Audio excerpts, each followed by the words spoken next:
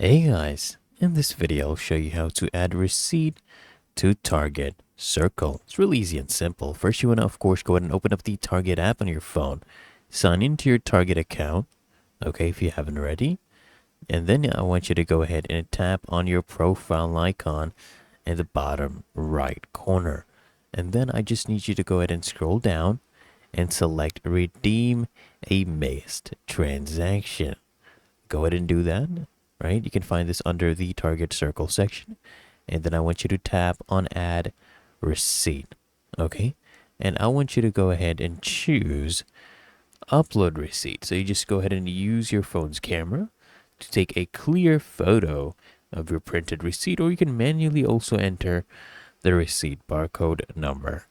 You just want to double check, the store location, date, and purchase details are actually visible. Just tap on submit and then just wait for the confirmation.